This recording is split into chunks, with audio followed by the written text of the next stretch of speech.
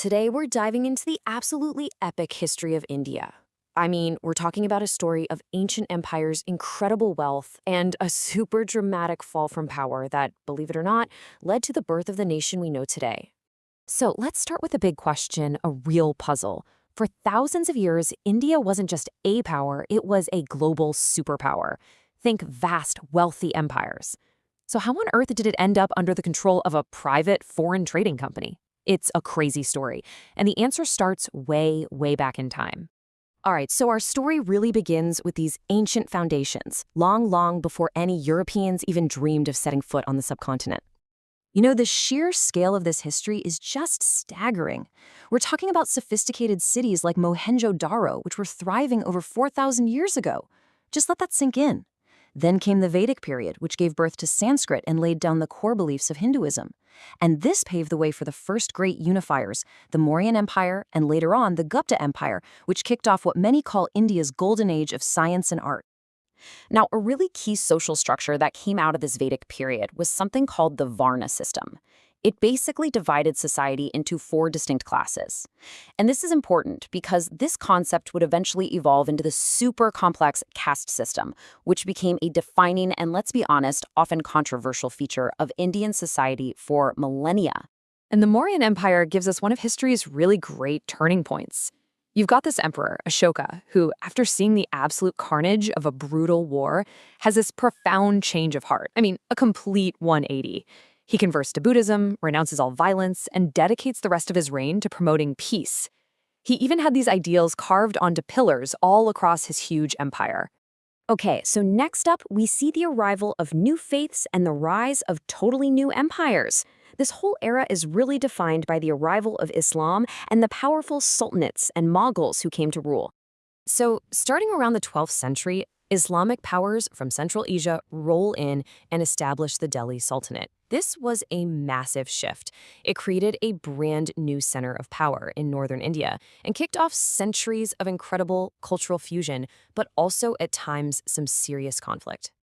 You can really see the fate of the mighty Mughal Empire just by looking at the contrast between two of its greatest rulers. First, you have Akbar the Great. This guy was famous for his religious tolerance. He'd hold debates with leaders of different faiths. But then, just a century later, his own great-grandson, Aurangzeb, takes the complete opposite approach. He enforces strict Islamic law, and this dramatic shift, well, it ultimately weakened the empire from the inside out.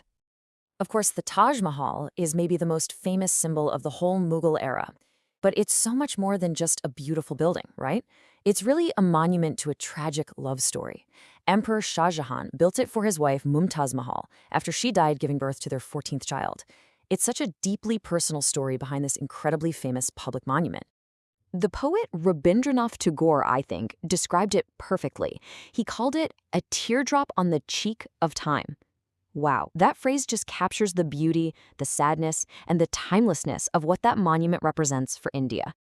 And now we arrive at the moment that will change India forever, the arrival of the British. This marks the huge shift from centuries of Indian empires to a new era of European trade and, eventually, colonial rule. So, back to our original question, how did a private company manage to conquer an entire subcontinent? Well, they were clever and a bit ruthless. They exploited a declining Mughal empire and all the rivalries between local princes. The English East India Company started small, just setting up trade posts. Then they knocked out their European rivals, like the French. But the real game changer was the Battle of Plassey in 1757. That victory allowed them to secure the Diwani, which is just a fancy term for the right to collect taxes in Bengal. And just like that, they went from being simple merchants to the guys in charge.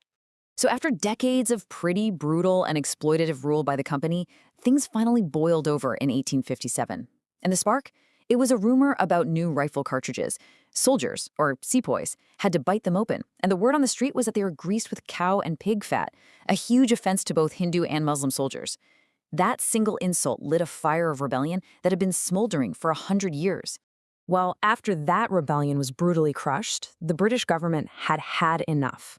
They dissolved the East India Company and seized direct control themselves. This kicked off the period we know as the British Raj. This was the high point of the British Empire, with India as its so-called crown jewel. And this brings us to our final, dramatic chapter, the long march to freedom. It's an incredible story of struggle against the Raj that ends with the birth of modern India and Pakistan. Now, at the heart of this fight was a revolutionary idea developed by Mahatma Gandhi. It's called satyagraha, which basically means truth force. It was a whole philosophy of non-violent resistance. The goal wasn't to crush your opponent, but to win them over by simply refusing to cooperate with unfair laws, all while holding onto the moral high ground. It's a powerful idea. And the power of this idea was on full display during the 1930s Salt March. See, the British had this tax on salt, which everyone needed. To defy it, Gandhi just walked to the sea and picked up a handful of natural salt from the shore. And with that one simple, symbolic act, he declared, "With this, I am shaking the foundations of the British Empire." And you know what? He was right.